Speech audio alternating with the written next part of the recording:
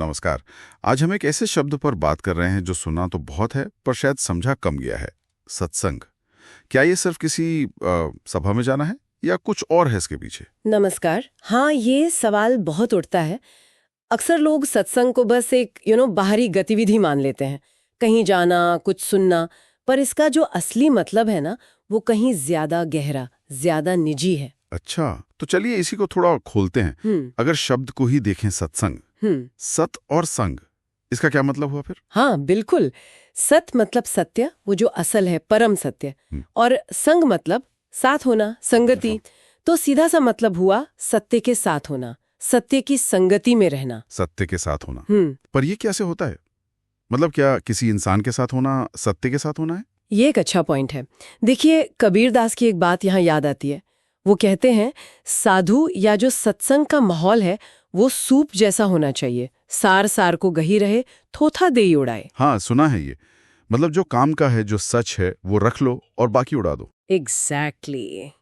तो ये सिर्फ बाहर की संगति नहीं है, ये अपने अंदर के सत्य को पहचानने और जो व्यर्थ है, जो भ्रम है, उसे हटाने की प्रक्रिया भी है। तो फिर जैसे ओशो कहते हैं, ये बाहरी गुरु पर निर्भरता से ज्यादा अंदरूनी जुड़ाव की बात है। हाँ, ओशो इसी पर काफी जोर देते हैं।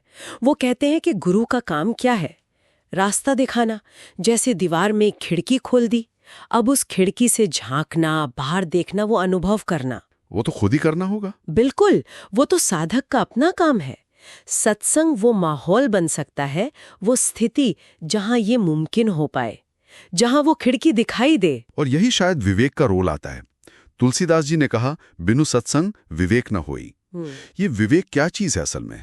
सिर्फ सही गलत जानना? सिर्फ जानना नहीं, विवेक एक तरह की आंतरिक स्पष्टता है, क्लैरिटी, चीजों को उनके असली रूप में देखने की क्षमता।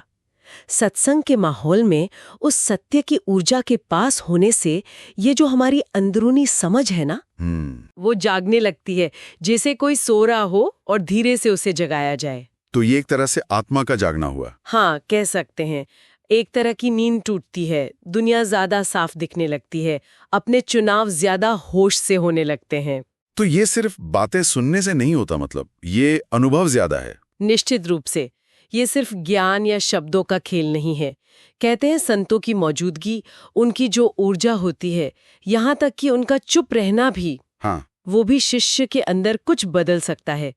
ये शब्दों के पार का कम्युनिकेशन है, एक तरह का, क्या कहें, एनर्जी ट्रांसमिशन। अच्छा।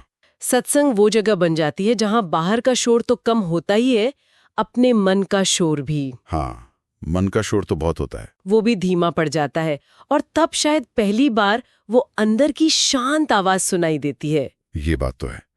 कई बार लोग कहते हैं कि सत्संग में जाकर बिना किसी वजह के ही एक शांति सी महसूस होती है, जैसे कोई बोझ उतर गया हो। बिल्कुल, वो इसीलिए होता है क्योंकि वहां का माहौल, वो वाइब्रेशन ही ऐसी होती है।